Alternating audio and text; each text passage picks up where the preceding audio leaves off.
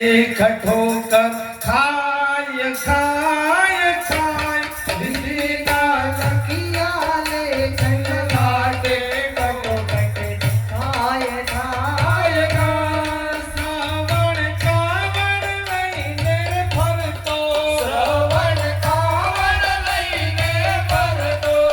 एवा मात पितानी करतो एवा मात पितानी करतो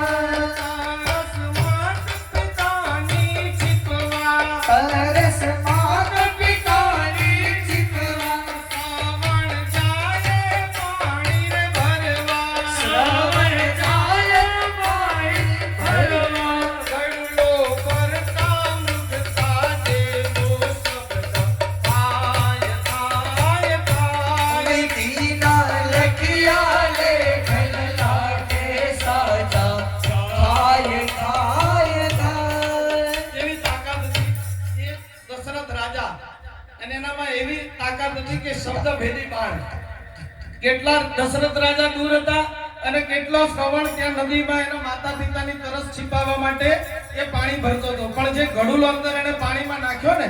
પાણી ભરવા અને એનો જે બુડબુડ બુડબુડ અવાજ આવે ને એ બુડબુડ અવાજથી એને જોયો નતો શ્રવણને તે છતાં એને શબ્દભેદી બાણ છોડ્યું અને શબ્દભેદી બાણથી શ્રવણને વિંધી નાખ્યો.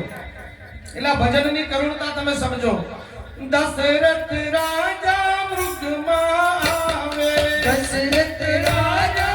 મૃગમાં આવે મુગલો જાણી બાણ ચડાવે મુગલો તાણી બાણ ચડાવે બાણથી શ્રવણના જીવ જાય છોડી જાય જાય જાય એવી દિશા લખિયા લે લાટે સાજા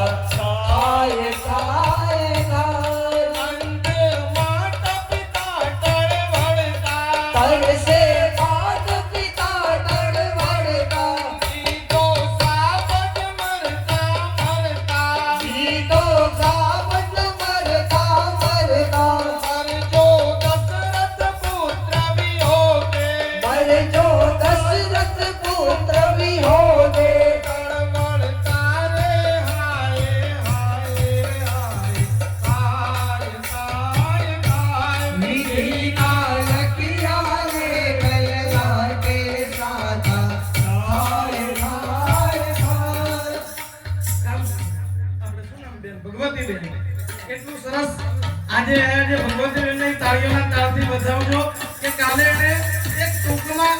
આખી રામાયણનો પરિચય આપ્યો હતો અને રામાયણમાં કીધું હતું કે ભાઈ દશરથજીને શેનો શ્રાપ હતો. એ તો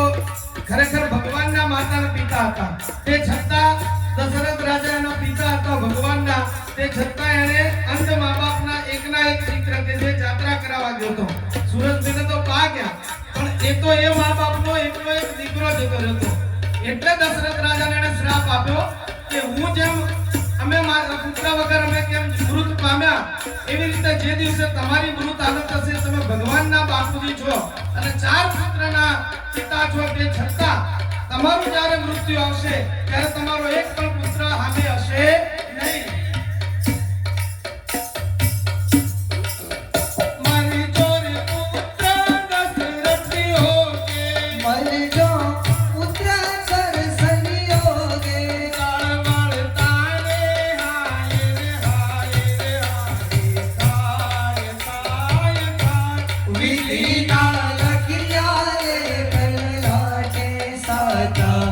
ખાય ખાય ખાય